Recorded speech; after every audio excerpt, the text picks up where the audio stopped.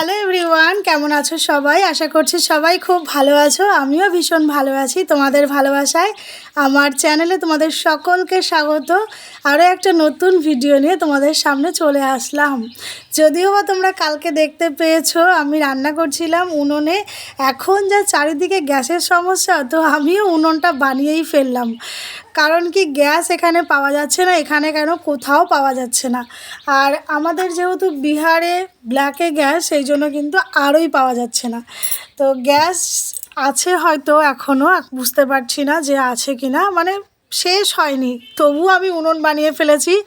আর এই উনুনটা বানিয়েছি আমি গতকাল রাতে, আর আজকে কিন্তু উনুনটা খুবই সুন্দর জ্বলছে। আর এখানে আমি রান্না করছি বাটা মাছের সর্ষে বাটা। তো উনুনে রান্না করলে নাকি খাবারের স্বাদ প্রচণ্ড পরিমাণে বাড়ে, তো সেই কারণে কিন্তু আমি উনুনে রান্না করতে চলে এসেছি। আর এই দেখো, আমি ভিডিওতে দেখেছি অনেককে এই কাজটা করতে, যে প্লাস্টিক পরিয়ে ভাতের হাঁড়িতে, তবে গিয়ে রান্না করলে হাঁড়িতে কালি পড়ে না। আর আমার প্লাস্টিকটা প্রথম দিন তো প্লাস্টিকটা পরাতে গিয়ে আমার প্লাস্টিকটা ছিঁড়ে গেছিলো, সেই কারণে হাঁড়ির নিচে একটুখানি কালি পড়েছে, মাজলে উঠে যাবে। তো যাই হোক, এই দেখো আমি কিন্তু ভাত নামিয়ে ফেলেছি উনুনের। তো আমার উনুনটা এত সুন্দর জ্বলছে তা বলার মতো না। আর এখানে নিয়ে নিয়েছি কচুর শাক। কচুর শাকটা আজকে অনেক কদিন হয়েছে কেটে নিয়ে এসেছিলাম, দুদিন খাওয়া হয়ে গেছে। আর গ্যাসের যেহেতু এত সমস্যা, আমি তো আগে জানতাম না, তার জন্য কিন্তু কচুর শাক আমি এর আগে দুবার রান্না করেছি। তো কচুর শাকটা যেহেতু ভাপিয়ে রান্না করতে হয়, ফালতু অনেকটা গ্যাস পুড়িয়ে ফেলেছি, তো তার জন্যই আমি এইবার কচুর শাকটা রেখে দিয়েছি যে এবার উনুনে রান্না করব।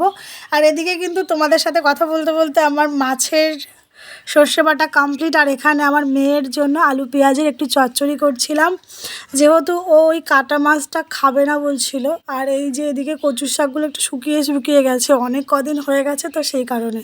তো এই কচুর শাকগুলো এর আগের দিনও আমি রেসিপি শেয়ার করেছি, সেটা হচ্ছে আমার বাঙালি বন্ধুদের জন্য নয়।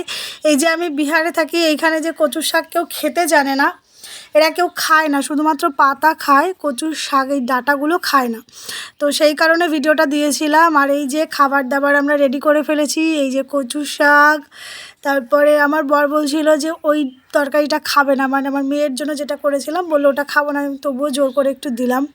আর আজকের আমার এই ভিডিওটা তোমাদের কেমন লাগলো অবশ্যই একটু কমেন্ট করে জানিও। সবাই ভালো থেকো, সুস্থ থেকো।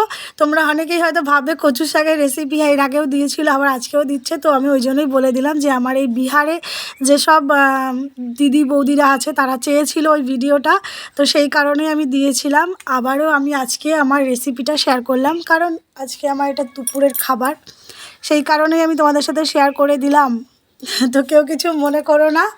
আর আমার উনুন বানানোটা কেমন হয়েছে একটু জানাবে, যেহেতু প্রথমবার না, এর আগেও বানিয়েছি, কিন্তু বিহারে এসে প্রথমবার আমি উনুনে রান্না করলাম। তো চলো, সবাই ভালো থেকো, সুস্থ থেকো, সবাইকে টাটা। অন্য কোনো ভিডিওতে আবার দেখা হবে।